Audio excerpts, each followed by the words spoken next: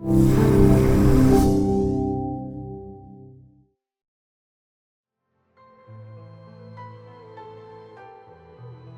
I'm Dan Smith, Microsoft producer of Ori and the Blind Forest, and we're thrilled to have Gareth Coker, composer, and Andrew Lackey, sound designer from Ori, here with us today.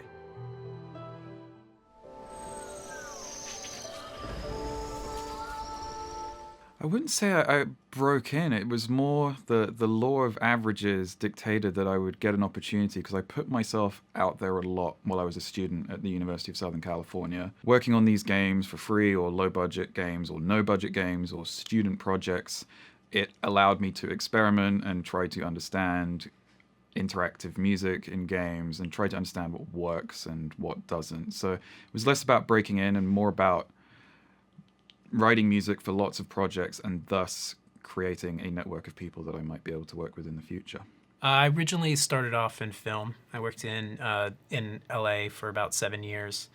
Started off doing Foley supervising and a lot of Foley work, and then got into design. Moved up to San Francisco and was working at Skywalker Ranch and on a project, and got a call because of a recommendation from EA. And they were doing a Lord of the Rings project. Just got absolutely fascinated with it. And from that moment on, I was like, yeah, games are where it's at.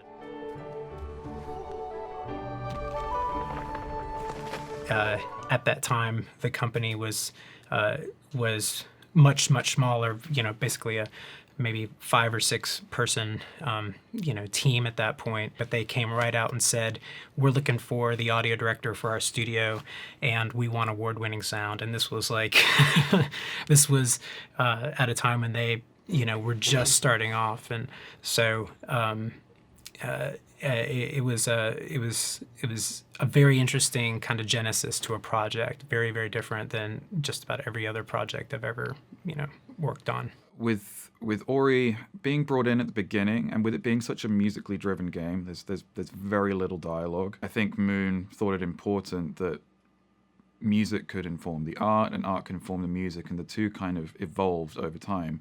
But it's especially in video games, if you can get on early, you have a chance to help shape what the game can become overall.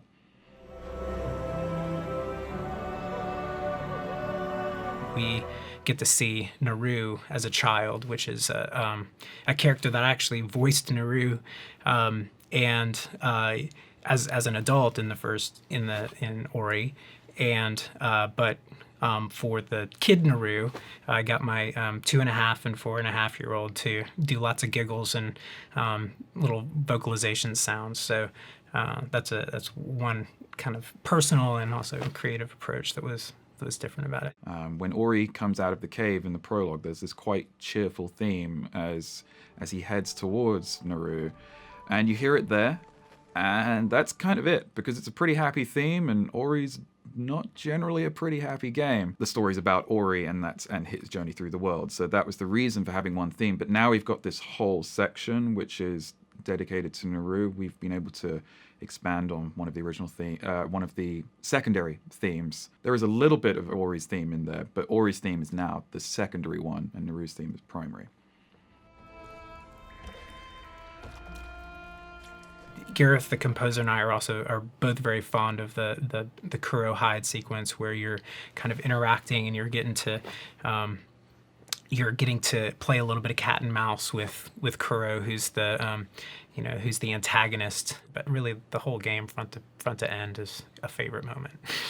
Because we nailed the emotional arc of the specific sequence, one of my favorite parts of the game is the water chase scene. You have this very, very intense scene where you have to rush away from the oncoming water. And then you get to the top and then you think, oh, I'm done, it's great. And then Kuro appears. And it's like, oh my goodness, now what's happening? And then Kuro knocks you off the top of the tree and you fall down. You wake up in the swamp area, but the swamp's waters have been cleaned. And we've gone from a very intense sequence musically, and it's flowed very organically into this next scene where the music is very relaxing. And as a result, you have this big roller coaster-like arc that the peak was very high and the valley was very low.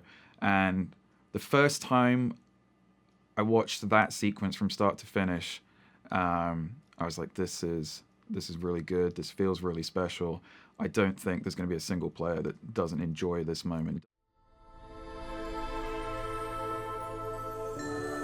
The challenges early on, or the things we focused on really very closely, was getting Ori to really feel like it was was a part of this world, but at the same time being a spirit, massless spirit. You know, we did a lot of just as light as I possibly could, so that my hand wasn't creating any kind of resonant, deeper sound, because Ori is massless. You know, brushing grass and scraping bark and touching, dirt and stuff like that, to really get the sense that the spirit was in the world. I think for me, and because it took so long, and because it was a logistical nightmare at first, was the prologue. So the prologue is roughly 10 minutes long, depending on how the player chooses to get through it.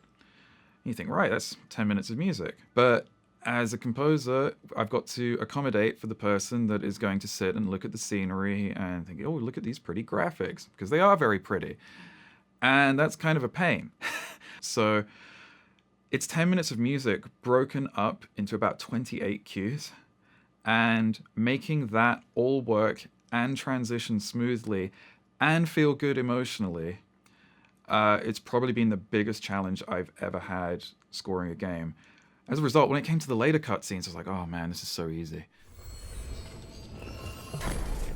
One of the coolest stories I think about doing the sound design for Ori is that the lightning at the very beginning of the game, I was using some stuff that I had recorded in the keys, in the Florida keys, like, a few years ago, and it's good stuff, and it's cool, but there was a lot of lightning I was having to reuse a lot. And my studio is located in Atlanta, Georgia, which has just absolutely fierce thunderstorms. I mean, so bad that you're better to just shut your equipment down than keep working. And one of these thunderstorms came through while I was working on that scene, and I grabbed my gear and ran outside and just got the most gnarly lightning that is in my library anyway. So that ended up being in the game. So that kind of has this emotional attachment that that feels good and personal, and yet is really great. Works really well for the game.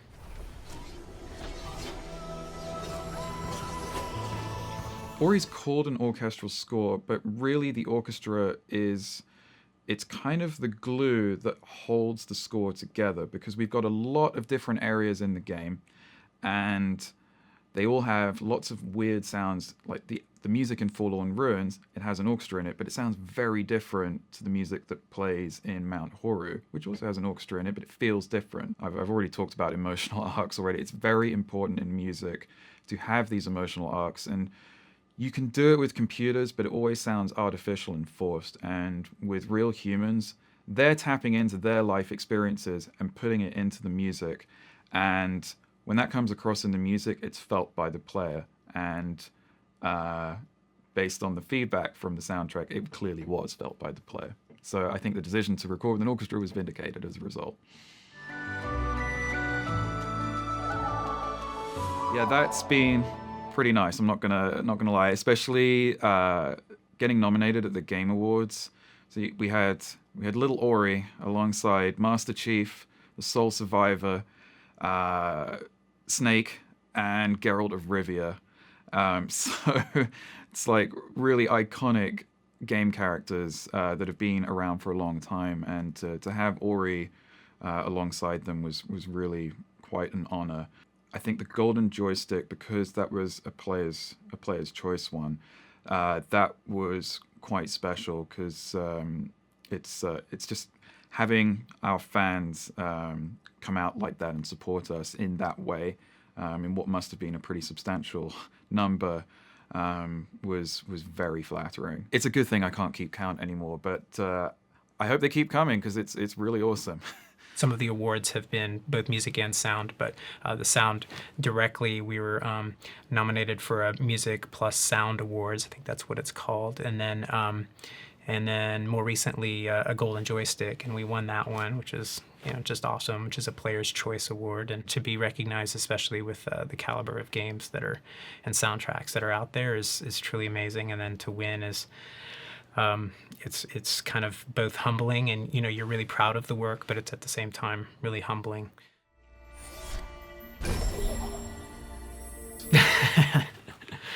It depends on context. It could be silence. I don't know. Yeah, it really depends. Sometimes it's my kids, I'm saying, "Hey, Daddy," and sometimes it's a lightning bolt. Sometimes it's a mosquito flying by my ear. I don't know. It could be anything. The best sound in the universe. Okay, so I don't have kids, but there is just something about a baby's laugh. It doesn't even matter whose baby it is, but that little cackle that they make, it's just the cutest thing ever.